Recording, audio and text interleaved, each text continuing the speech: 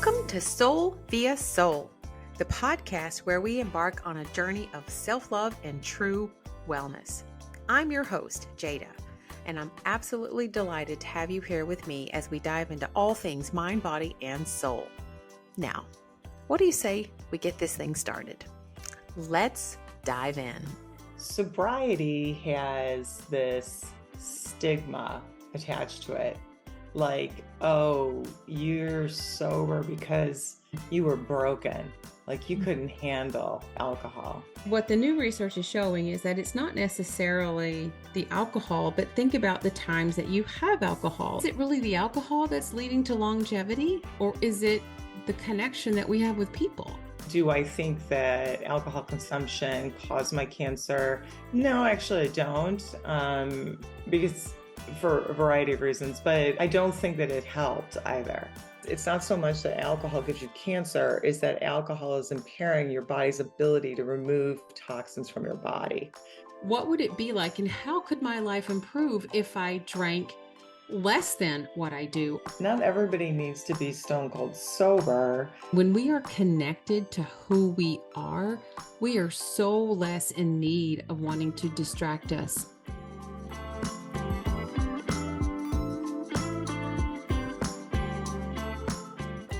I am so excited to have a longtime friend with me today.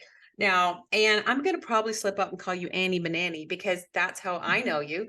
And that's probably what I'll refer to you as, because we've been friends for what, 2 decades?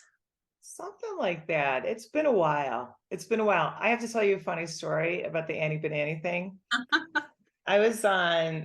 I hopped up onto a Zoom call, and for whatever reason, when I had used Zoom previously as a joke, I put, instead of Andatralia, it said the big banana. And so you can imagine, I get onto this call with people I don't really know. It's a professional call, and it says the big banana, and they're like, I'm sorry, what is your name? I'm like, what? So I had no idea that was there, and then I had to go in and quick change it, which was pretty funny. So you can call me Annie Banani, Big Banana, Anna Banana. You are a big banana. You are like, when I think of professional women that I look up to and admire and think, wow, this woman's got it all together. I think of you because I know you in like the world of triathlon. I think that's how we first met. Yeah. But then I learned like you're just such an amazing professional woman. So give us a little backdrop and tell us a little bit about you. And then we'll dive into the conversation today, which is about I'm going to say the myths of happy hour. The lie we're being fed about alcohol consumption in this country, and not to really like rain on anyone's parade, but there's been a lot of emerging research about what really are safe limits with alcohol consumption. And there's been a lot of recent research that's looking at the old research and kind of scratching the heads and going, wait a second, I think we may have gotten this confused. So we'll dive into that. But tell us a little bit about your professional life and personal life, or let's meet Anne and find out who is this? You are. Who is this big banana? I know your opinions, but tell everyone who you are. Yeah, so I am a white, middle-aged woman. And middle-aged meaning 54, so maybe a little bit further than middle-aged. I don't know about you, but I don't plan to live to be 108. It could happen, but I don't really want it to either.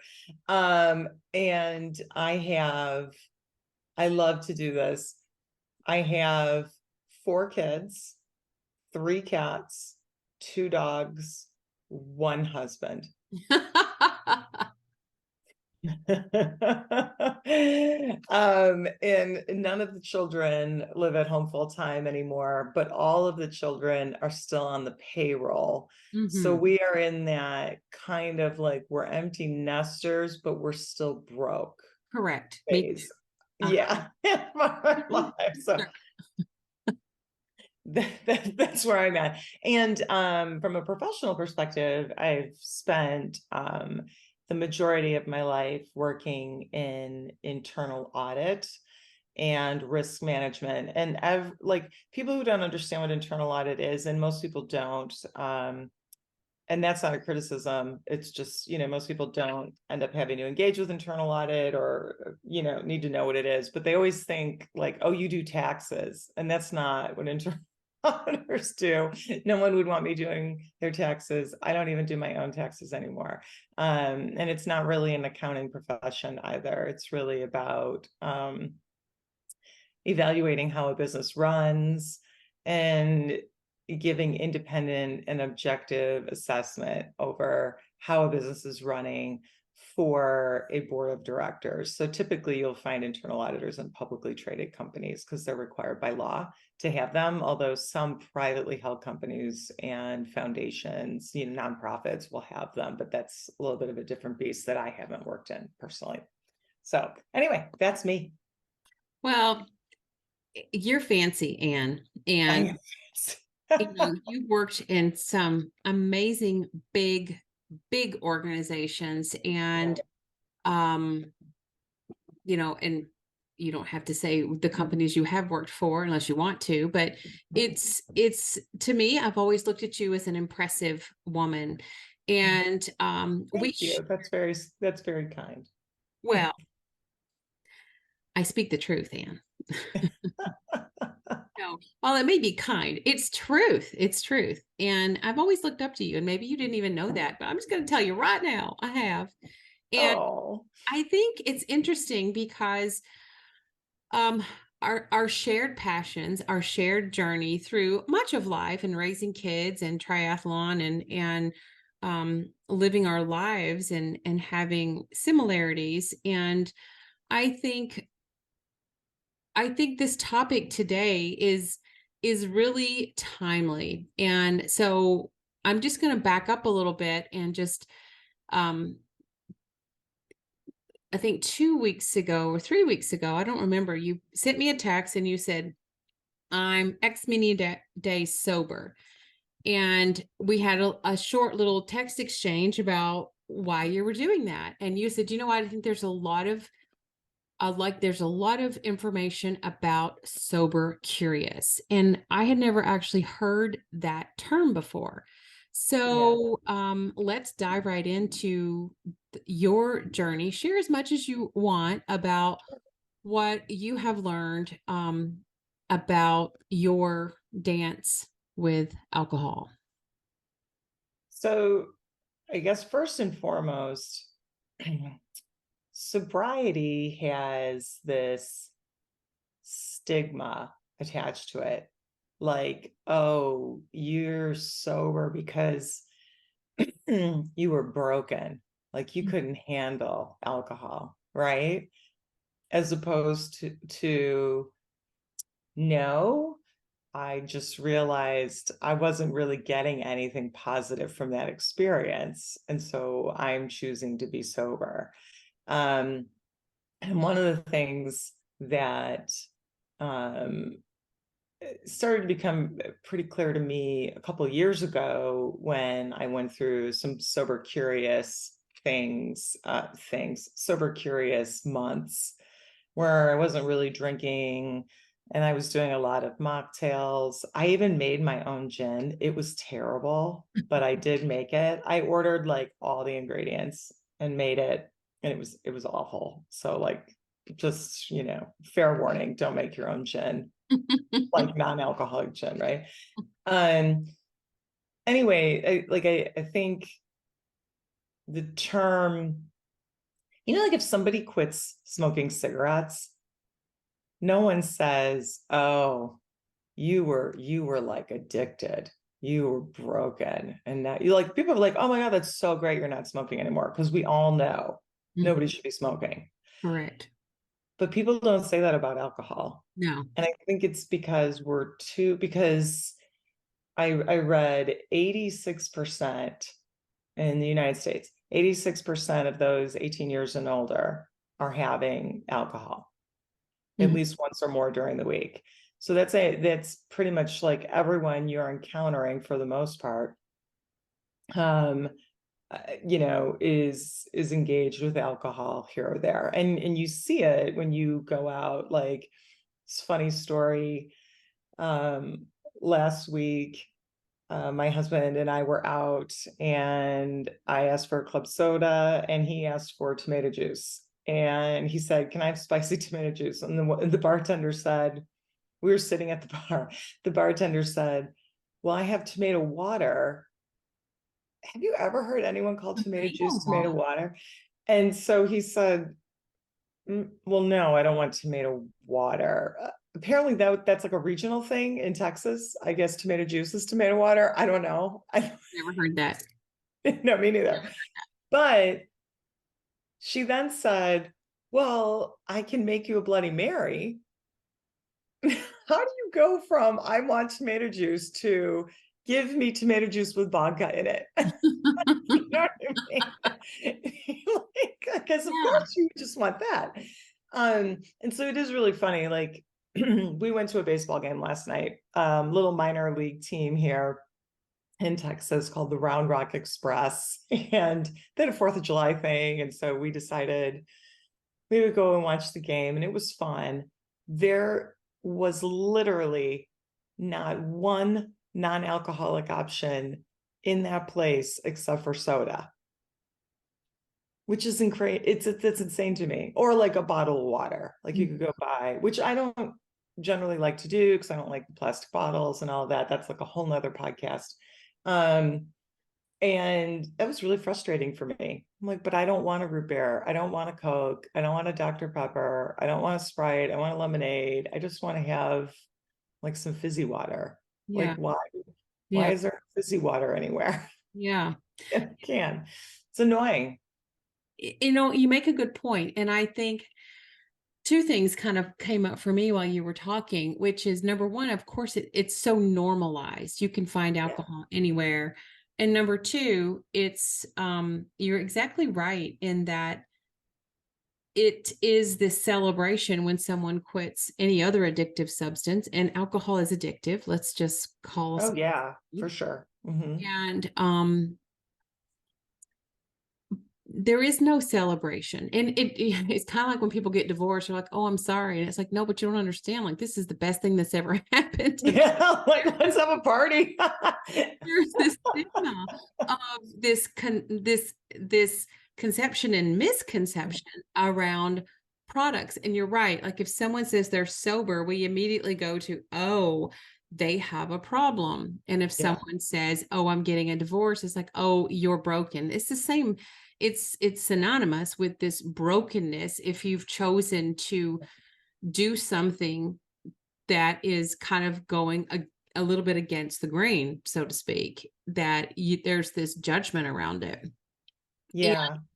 And it is so normalized. But part of the other normalization, and this is where I kind of want to speak to as a medical professional, is the research still says here are the World Health Organization recommended guidelines for alcohol consumption, like dairy or bread or any other, like, Isn't that insane? Yeah. It says you can have, 2 if you're a man, 1 if you're a woman a day, and that's actually healthy.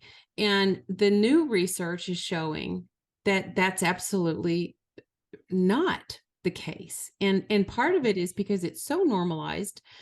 If you go to the doctor and your doctor, you ask how many, alcohol beverages you drink, and you say, "Oh, 2 or 3 glasses of wine a week." They're like, "Okay, that's fine."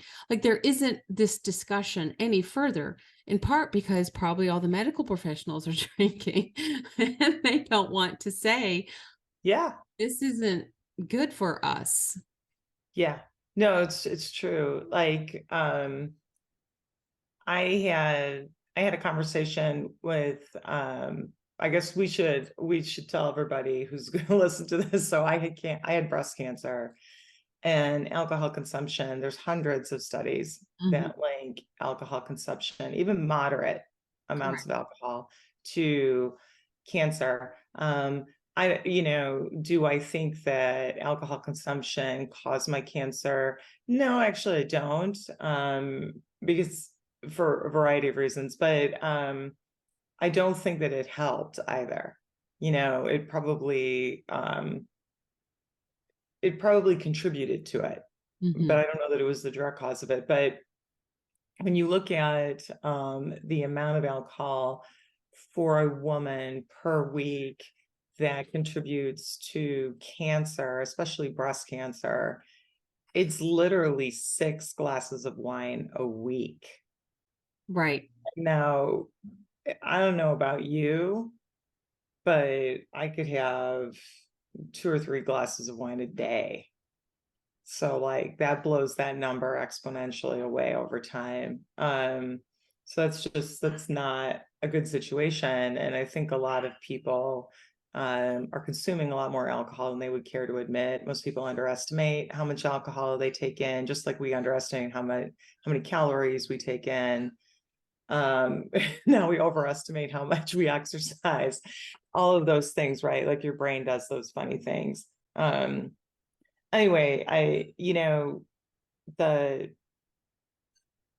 for me, I just wanted to move away from having so much alcohol in my life. And some of that also had to do with my children. So, you and I have these Gen Z kids, and these Gen Z kids, at least in my experience from the ones that I've known, they don't like drink the way we did as Gen Xers. I mean, I don't know you, but like, Yeah. it was like we started drinking when we were like in middle school, like sneaking our parents' booze and stuff. Like it was just what kids did.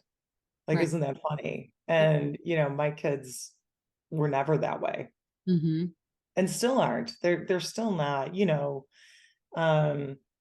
They'll have beer at a party on campus and all that, but they're not drinking the way I think Gen Xers drank. We were like those free range kids. We just did all the things, We did right? all the things.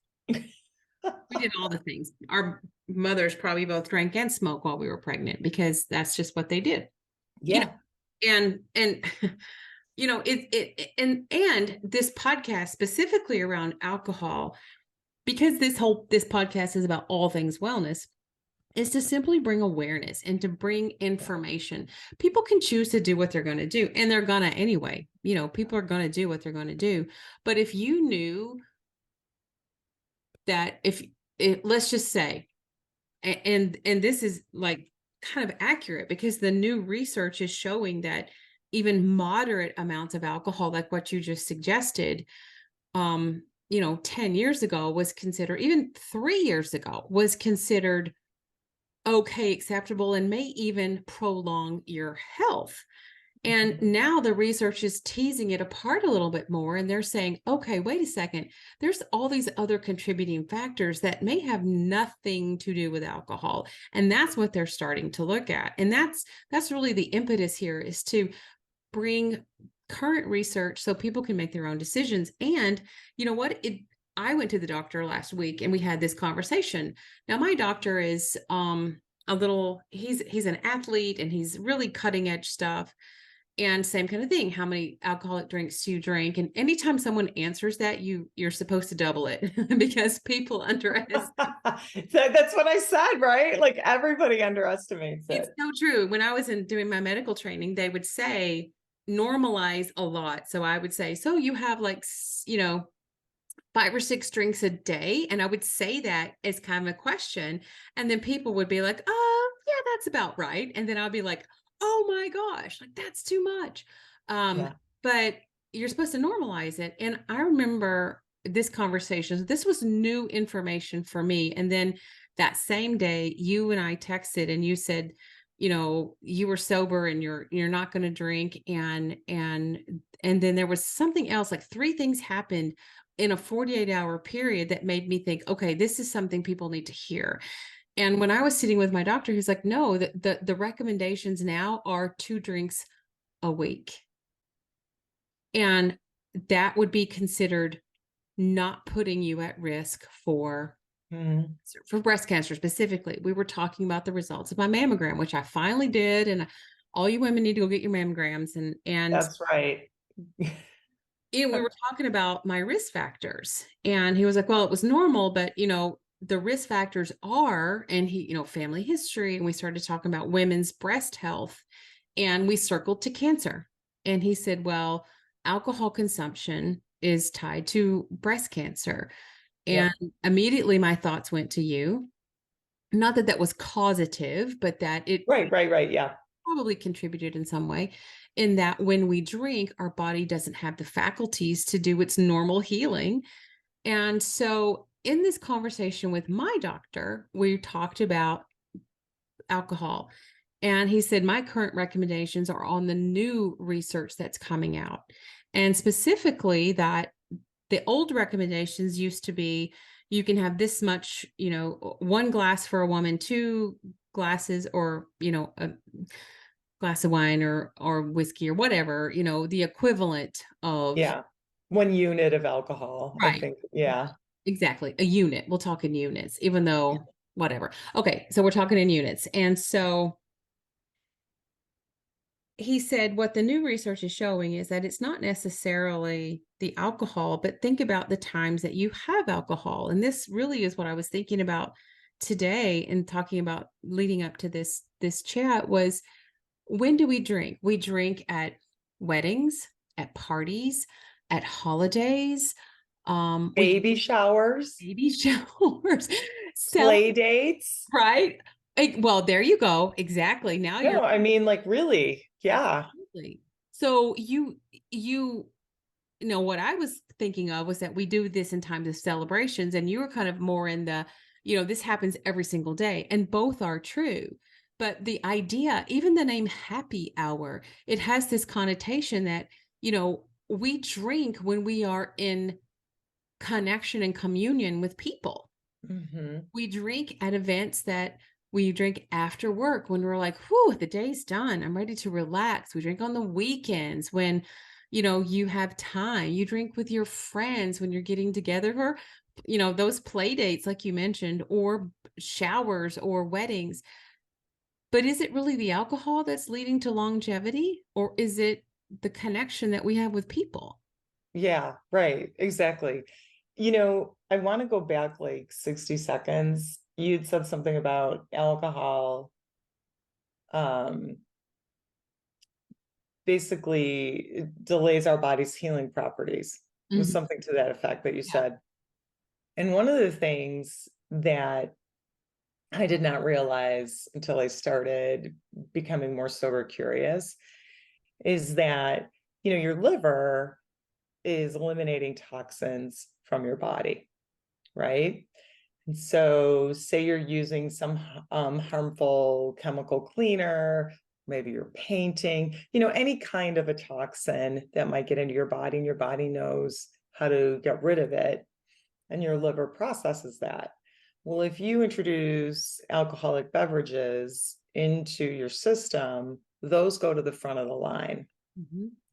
And so your body has to clear out all that alcohol, and it takes 3 to 4 days to remove alcohol from your system. And so all of those other toxins in your environment are waiting to get removed, and oftentimes don't. And that's one of the reasons why alcohol is associated with increased risk of cancer, because it's not so much that alcohol gives you cancer, is that alcohol is impairing your body's ability to remove toxins from your body. And those toxins are contributing to your cancer, among other things. Like I have genetic risk factors as well, but I think that's really important. And I just took us off of the topic of like socializing and being in communion with people. And so for me, I think everyone listening to this should do this.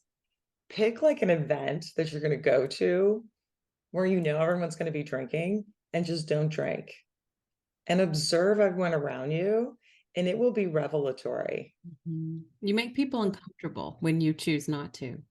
Well, yes, that is true. But also, you start to see what people are like when they're drinking, and it reinforces to you, I probably shouldn't do that. Well, you know what? And that brings me to another topic, which is how our brains actually perform in the presence of alcohol. So if we think about our brain as being like three parts, like we have the the old brain, like the reptilian brain, right? Like our lizard brain, that's like Yeah. impulses and just base needs and wants and Mm. desires. Your Then we have hedonistic brain, right? Yeah. correct. And then we Yeah. have the midbrain, which is more of our emotions and where we have emotional regulation. And then we have the frontal cortex, which is our seat of logic and reasoning. Generally speaking, Yeah. the frontal cortex is the stop gate. It's the part of the brain that says, you know what, that's not a good idea. Maybe we shouldn't do that. Right. It helps you logically approach life. And when you're not drinking, the prefrontal cortex takes the lead Yep. in decision making. Yep. When in the presence of alcohol, it actually flips. So now what's driving the bus is your reptilian lizard brain, followed by your emotional brain, followed trailing behind is the brain that actually is reason and logic. And that's why you see a lot of people make really dumb decisions when they drink, because they're not thinking with the thinking part of their brain. They're thinking with the base part of their brain, which is the old part. You know, Yeah. it's instinctual. It's drives desires. And then you've got you lose all sorts of emotional regulation. And, people either pick a fight or start crying. It's because Right. that part of their brain. Yeah. Well, because like you drink alcohol and you get that dopamine response, and your brain says, this is amazing. And oftentimes, like, this is better than sex. We should do more of this. And so then you have more alcohol. Mhm. But then, that whole depressant thing comes in, and now your unconscious brain, that Correct. reptilian brain, is starting to like drive all of your decision making. And so, ironically, your brain is doing exactly what it's programmed to do. Mhm. It wants more of that, and it's telling you to go get more of that, but it's actually giving you worse outcomes. For sure. And that's the driving force of many addictions. Well, all addictions is based on dopamine. And Yes. Yeah. and ironically, the more you drink, actually alcohol suppresses dopamine. And so then you feel sad, you feel um not something that you don't want to feel, so you drink to feel good again. But yet it's this ongoing unfortunate downward spiral where the more you drink, the more you want to drink, and it actually continues to worsen your mood, because alcohol is a depressant, even though initially you get that spike of dopamine. And that's the heart of all addictions. And which kind of brings me to another point, which is, why are people drinking in the first place? Now, if we go to the whole celebration, we're together, and that may be more the key to the earlier research that would tie alcohol to longevity. But it could also be that the people who are drinking moderately exercise, they eat well, they have stress reduction techniques, and that's actually contributing to longevity. And it's not the alcohol in and of itself that's doing anything. And it's also, when we think about why people drink, and this is where kind of stepping into my world a little more, which is not wanting to feel something. And that's the heart of any addiction, is you want to escape the feeling that you're feeling. You want to feel something different. You want to not feel anxious. Yeah.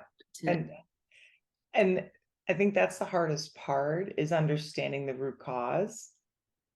for why you're doing that. And I don't think most people know that root cause. Like that takes a lot of work to figure out like, well, why? Do I have like unresolved trauma? Or is it just that I'm bored? Is it, look, it could be a million different reasons why someone moves into an addictive behavior with alcohol. And certainly, God bless anybody who can only have a drink or two a week. I don't know. I've never met you. I know you're out there, but I've never met you. Most people I know, um, they have a daily drink. Like that's kind of a normal thing. Like we have, wine with dinner every night, or, there's an after work drink or a cocktail before bed or whatever. Like most people I know have that going on. And I think a lot of that comes from addiction, but there's also a large swath of people out there who are drinking because there's something else going on, some unresolved psychological, emotional, underlying thing happening. And you really have to figure out what that is, in order to really stop the addiction. I mean, you can like muscle your way through it, but I don't think it lasts for that long unless you like really do the hard work. I'm laughing because you can see my cat has attacked. I see your kitty on the couch. He's having a little tussle with this blanket. Yeah, it's like she's nesting, but she's not pregnant. She just is nesting. That is so funny. It looks like you've got a haunted blanket because all I see is the blanket moving. Oh my goodness. Yeah, she's funny. She's She's- she's settling down. She's like, all right, the covers are just right. yeah, she was angry with me because I wouldn't let her jump up on my lap. Oh, So she went over there. she's not happy. Well, she looks happy now. She's happy. Anyway. I think part of it is, again, this isn't to say everyone needs to stop drinking. This is to bring awareness and say, Yeah. well, number one, what is the current research? And, if we were to really boil alcohol down to what it does in the body, it has absolutely no redeeming qualities, in that it really is an insult to your body. It's like it's like taking a slug in the face and waiting for the bruise to appear and then being like, oh, okay, that hurt. Yeah, well, that's kind of what it does to your liver and your DNA. Again, new research is kind of highlighting that it actually impairs you on a cellular level. It actually damages your DNA, which, when you say it like that, like people are like, why would I do that? Like, why would I choose to knowingly take something that's going to harm me on a cellular level? Yeah. In Yeah. addition to, potentially raising risk of heart disease and high blood pressure and cancer risk. I mean, there's so many things, and we all know this, but I think part of what I really want to bring to light, and it's through your shared story of I'm going to curiously step into the toe of sobriety and see what this is all about. And I think that is an awesome challenge for all of us to say, well, what would it be like and how could my life improve if I drank less than what I do? Or, oh, the number's not one a day, the number's actually more like 2 a week, in order for me not to have risk factors and to allow my liver to do the job of healing and cleansing my body to keep Yeah. it healthy. And So I like how you're saying like this is no judgment zone, um and giving helping to drive awareness around alcohol and just looking at it very objectively, right? Like, huh, like what benefit am I getting from having that glass of wine? Or what benefit am I getting from having that old fashioned? Um, besides like the instant, like, oh, that tastes good.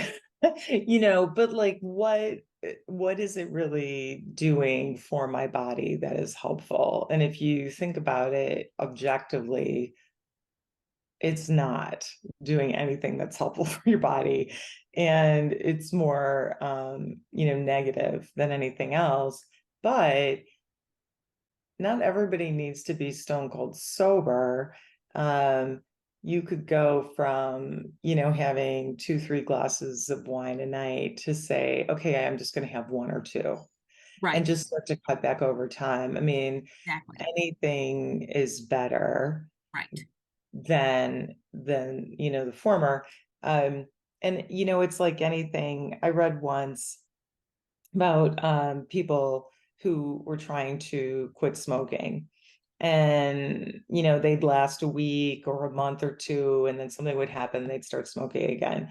And I read this article where it said every time you fail, you get closer to being permanently rid of cigarettes, because it just takes time. You do 3 steps forward, 2 steps back over time, and it just makes sense. And that's true, I think, with alcohol too. Now I've gone about a month now where I haven't had any, and I don't really have a desire to have any. But I'll tell you, in like another 30 days, maybe there'll be a day where I'm like, oh my God, I have to have a glass of wine.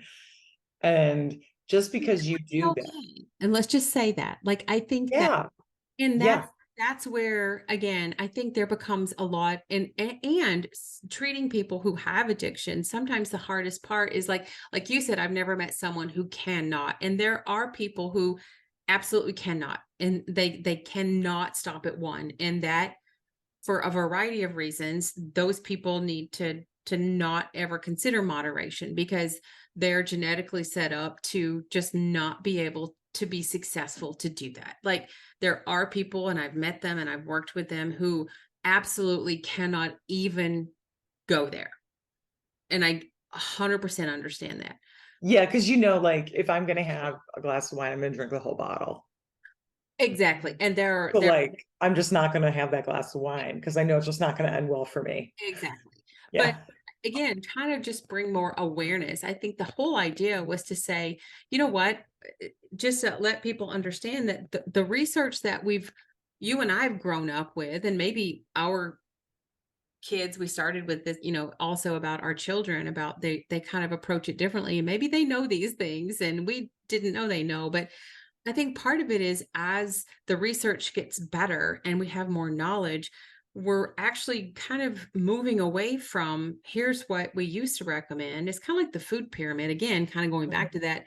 It used to be like the base was all this bread, and now it's like, well, maybe that's not the healthiest, like maybe Yeah.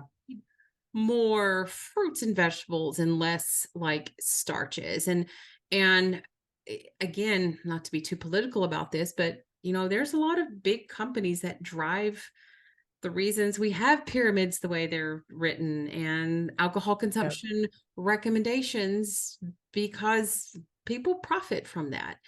Oh And yeah. I mean, there's a massive um, alcohol industry out there that is trying to get people to drink over and over and over again. It's sort of like what the cigarette industry did with women is they said, it'll you help know, you lose weight.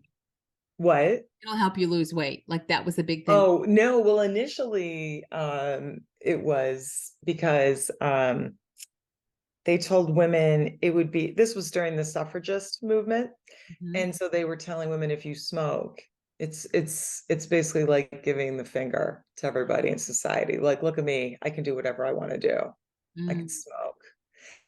And so it turned it into this like kind of cool thing. And like, look how independent I am. And like, I'm going to smash the patriarchy with this cigarette, right? Which is so stupid. But like, that was how the advertising worked. And it's the same thing with alcohol, and you see it like, go to a Target or a Walmart. I guarantee you, if you walk into a Target or a Walmart today, you will go into like the baby section and there'll be a onesie that says, Mommy, I'm the reason why mommy drinks. Or mommy needs, and it'll be like a glass of wine underneath. And it's like all a big joke. Like, oh, isn't that so funny? Like, you've got kids, you need a drink. Like, it's all around us. Yeah. It's everywhere. Yeah. Uh, and kids are hard. I have 4 of them. You know, you got Yes. a whole, you got The whole 6. hassle of children, right? But they also watch you. And I think I take that, I, you know, I I don't ever want to be presenting myself in a way that makes my children go, I don't know who that woman is.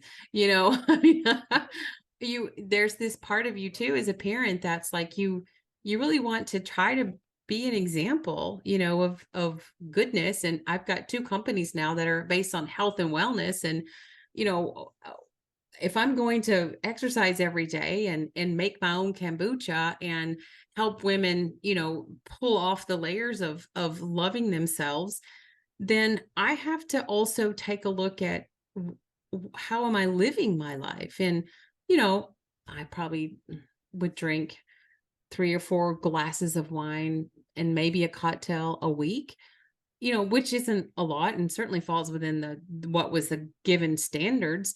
But now that that dial has been moved, the standard has been moved. The goalpost is now not where I thought it was. It's a little closer. I'm like, oh, so the number actually, if you're going to be safe and live within that realm of wellness, needs to be less than that. And Yeah. that is new information for me. And I just thought, wow, you know what? I like having a goal. Maybe it's the athlete in me, but tell me the interval I got to run and I'll run it. Yeah. Tell me the pace I need to hit. Okay, cool. Now that you've given me the number is 2. Don't drink more than twice a week. And not like have like 8 or 10 in that sitting, like 1 glass twice a week. You Yeah. It's all of a sudden like, oh, so that's not going to hurt my health and wellness. And again, if you're drinking a lot more than that, if you just pull back a little bit, you're going to see improvements in your health and wellness. 100%. And I So, also think, like, don't make it about the alcohol, mhm, because, like, going back to your point about happy hour, yeah, baby showers, weddings, getting together with friends on the weekend to go see a game, yeah. and there's all the tailgating and like on and on and on, like everything is always involving alcohol. I mean, don't even get me started about the corporate work environment. Well, and Everything. I you've been used in that I world. used to work for Nike. Oh my goodness. It's such an alcohol centric culture. I mean, really, like there's so much alcohol flowing around that campus. I mean, there's a bar on campus. Actually, there's multiple bars on campus.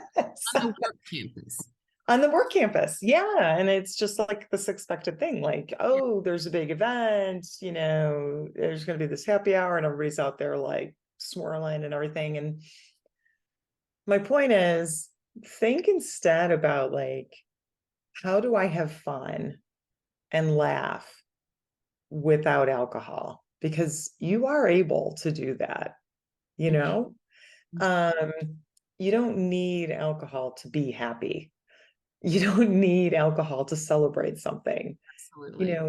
And I think we forget that because we're just so used to, well, that's just what we do, Right. you know? Exactly.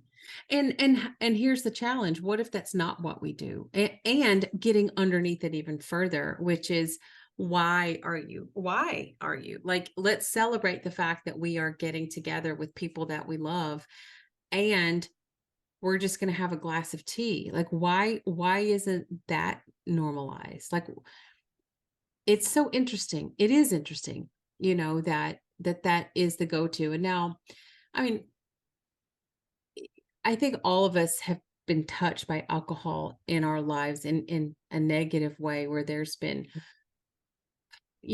tragedy and trauma Yeah. with addictions and it definitely has the capacity and the ability to destroy families. And so, I mean, there's obviously that whole arm of things.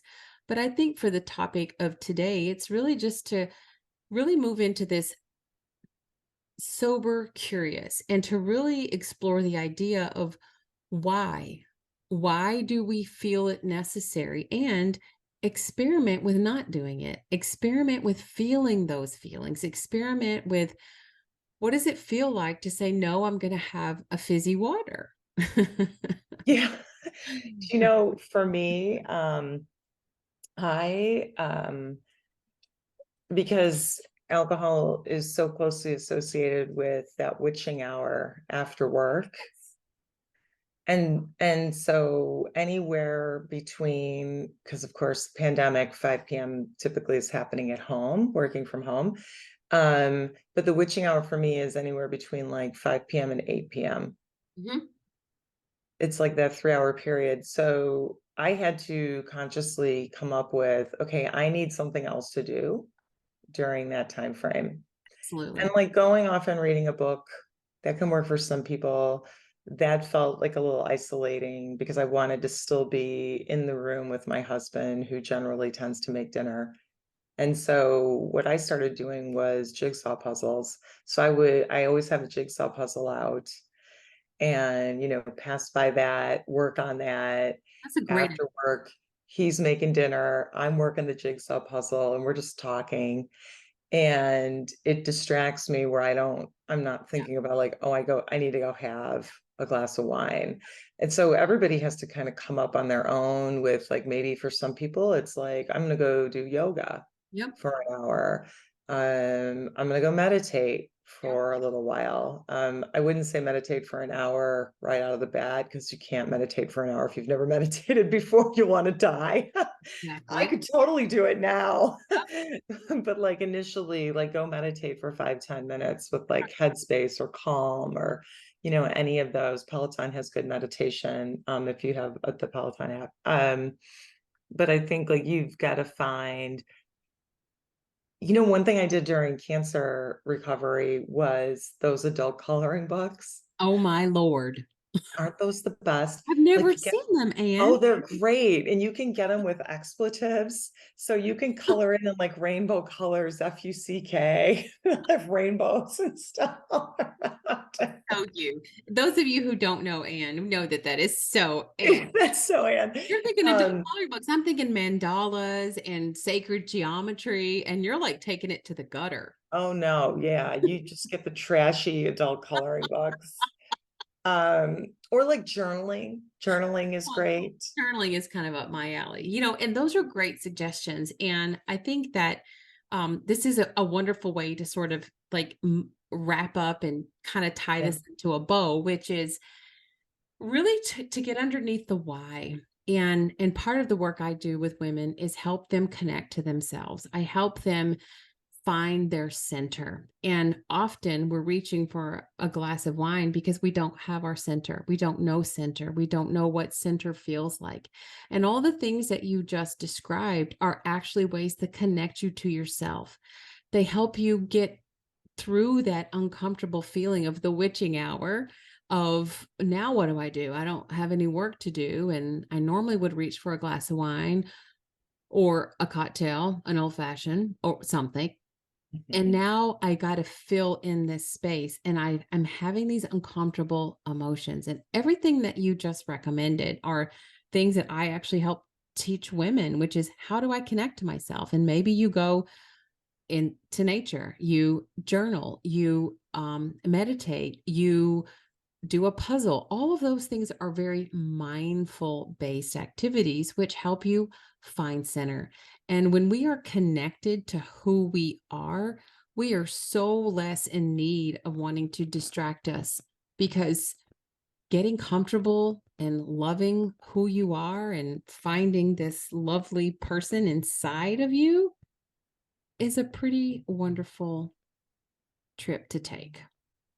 I agree. I agree. Bake cookies for your neighbor. Bake cookies for your neighbor. Or banana bread. We did that yesterday. And here we are back to banana. We started with banana. With banana. It's all about bananas. It is. It's, I think that's what you should call this podcast. It's all about bananas, and It's all just about see, people will show up like, what are you talking about? freaking awesome. It's all about bananas. That makes people curious. And then they'll become sober curious. Perfect.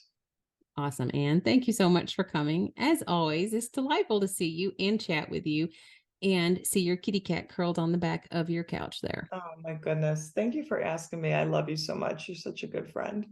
I love you, dear. I will chat with you soon, and you take good care of yourself and stay cool out there in Texas drinking your tomato water. Oh my goodness.